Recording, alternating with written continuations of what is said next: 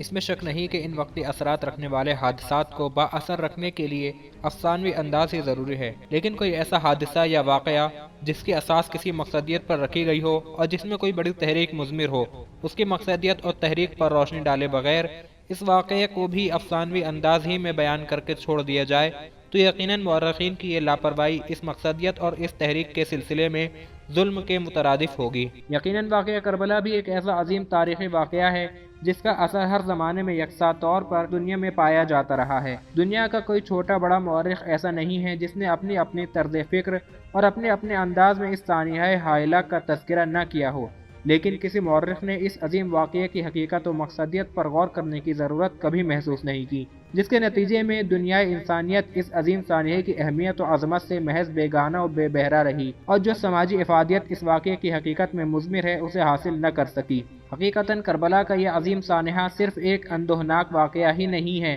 جس کا اثر صرف وقتی و عارضی ہو کر رہ جائے، بلکہ اس واقعے میں ایک ایسی زبردست تحریک کار فرما ہے جس میں انسانیت کا ارتقاء اور آئین فطرت کی بقا مضمر ہے، جس کی تبلیغ تمام انبیاء اپنے اپنے زمانے میں کرتے رہے ہیں، لیکن مورخین کی کم نظری اور ذہنی نارسائی کے سبب دنیائے انسانیت عام طور پر اس کی حقیقت سے ناواقف اور اس کی حقیقی افادیت سے بے بہرہ رہی ہے۔ مورخین کی اس لاپرواہی کے پیش نظر یہ کہنا کسی طرح بیجا نہ ہوگا کہ میدان کربلا میں امام حسین علیہ السلام اور ان کے ساتھیوں پر جہاں بے شمار ظلم و ستم ڈھائے گئے ہیں، اس کے ساتھ مورخین نے بھی اپنی فرض ناشناسی کے سبب یہ ستم ظریفی سے کام لیا ہے کہ واقعہ کربلا کو بھی دنیا کے دیگر حزنیہ واقعات کی طرح صرف ایک اندوہناک واقعے کی صورت میں نقل کر دینا ہی کافی سمجھ لیا ہے۔ اس کے اساسی حقائق جن میں امام حسین علیہ السلام کی مظلومیت کا راز مضمر ہے، اس پر توجہ کرنے کی ضرورت بالکل محسوس نہیں کی ہے۔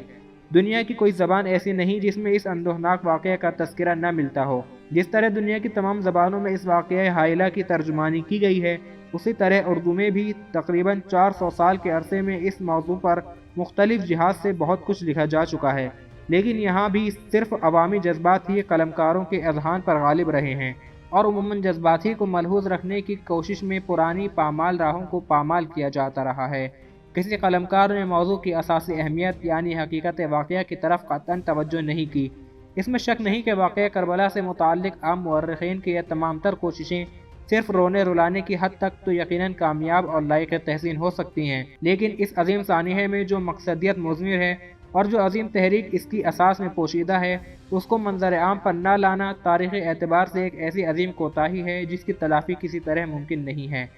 عرب کی وہ تاریخی سرزمین جس پر رسول اکرم صلی اللہ علیہ وآلہ وسلم نے بت گری و بت تراشی کی مسموم فضاؤں میں نعرہ توحید بلند کر کے اس وقت کے 360 خداؤں کے خلاف جس پہلے بت شکن انقلاب کی تحریک پیش کی تھی اور اس وقت کی زہر آلودہ فضاؤں کو نور وحدانیت کی تابانیوں سے پاک اور منور کیا تھا، رسول کی آنکھیں بند ہوتے ہی اسی پاک سرزمین اور اسی نورانی فضاؤں کو ایک نئے انقلاب کے ذریعے دوبارہ نجس اور آلودہ کرنے کی کوشش نشو نما پانے لگی۔